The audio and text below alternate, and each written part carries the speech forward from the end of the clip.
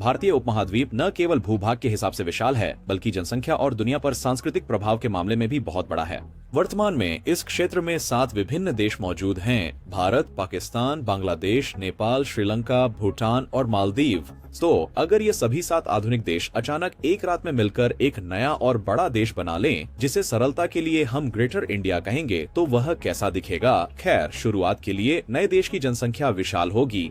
1 अरब 7 करोड़ 28 लाख 9,400 लोग, या पूरी दुनिया की आबादी का लगभग 23%। लगभग हर 4 में से एक व्यक्ति। यह उत्तरी अमेरिका, दक्षिणी अमेरिका, कैरिबियन और यूरोप में रहने वाले लोगों से भी अधिक है। मिलाकर देखा जाए तो भारत में अकेले अफ्रीका महाद्वीप की तुलना में अधिक लोग रहते हैं और समय के साथ यह संख्या केवल बढ़ती जाएगी। इसे नए देश के सबसे बड़े शहरों पर नजर डालते हुए भी देखा जा सकता है, जिनमें दिल्ली, कराची और मुंबई शीर्ष 3 शहर हैं, जिनकी जनसंख्या अमेरिका के न्यूयॉर्क सिटी से भी अधिक है। देश के 10 सबसे बड़े शहरों में से 7 भारत में होंगे, जबकि 2 पाकिस्तान में और केवल 1 बांग्लादेश में होगा। इससे यह स्पष्ट है कि भारत मूल रूप से भारतीय उपमहाद्वीप का बृहस्पति है, जो अपने विशाल आकार से क्षेत्र की गुरुत्वाकर्षण और उसके चारों ओर परिक्रमा करने वाले छोटे देशों पर वर्चस्व रखता है। जब हम वर्तमान राजनीतिक वास्तविकता द्वारा विभाजित उपमहाद्वीप को देखना बंद कर देते हैं, तो क्या होता है? यदि हम क्षेत्र के जातीय मानचित्र को देखें, तो कम से कम कहें तो यह भ्रमित करने वाला है।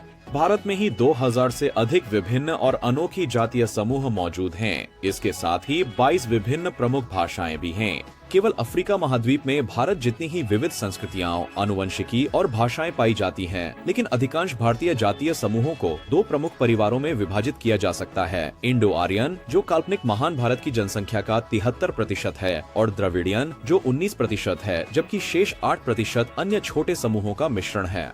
उस पर विस्तार से कहें तो क्षेत्र की भाषाई विविधता उतनी ही विविध है जितनी आप उम्मीद करते हैं। लगभग 1/3 जनसंख्या हिंदी बोल सकेगी, 15% बंगाली बोलेंगे और 12% उर्दू समझेंगे, जबकि पंजाबी, मराठी, तेलुगु, तमिल और गुजराती भाषाएं भी महत्वपूर्ण प्रतिनिधित्व रखती हैं। दुनिया के 4 सबसे महत्वपूर्ण धर्म भारत में उत्पन्न हुए: हिंदू धर्म, बौद्ध धर्म, सिख धर्म और जैन धर्म, जिनका अब भी महत्वपूर्ण प्रभाव है। हिंदू धर्म काल्पनिक ग्रेटर इंडिया में 83.6% जनसंख्या के साथ बड़े हिस्से में होगा, जबकि इस्लाम 33.4% के साथ एक महत्वपूर्ण अल्पसंख्यक होगा। ईसाई केवल 2% होंगे। बौद्धों का प्रतिनिधित्व 1.7% द्वारा किया जाएगा और सिख अंतिम 1.3% होंगे, जबकि अन्य धर्मों का केवल एक छोटा सा अनुसरण होगा। लगभग महान भारत की 34% जनसंख्या शहरों में रह रही होगी, जबकि शेष काल्पनिक देश की अधिकांश जनसंख्या ग्रामीण क्षेत्रों में निवास करेगी।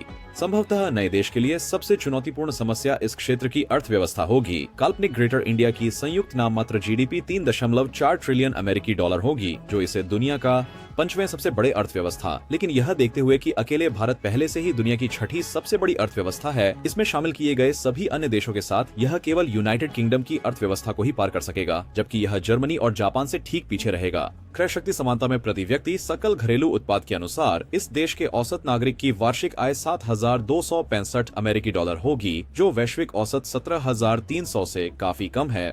औसतन नागरिक उज्बेकिस्तान या वियतनाम के नागरिकों से अधिक कमा रहे होंगे, लेकिन वे बोलीविया या फिलीपींस के लोगों से कम कमा रहे होंगे। हालांकि अर्थव्यवस्था 83 करोड़ 50 लाख डॉलर के बहुत बड़े सैन्य बजट का समर्थन करने में सक्षम होगी।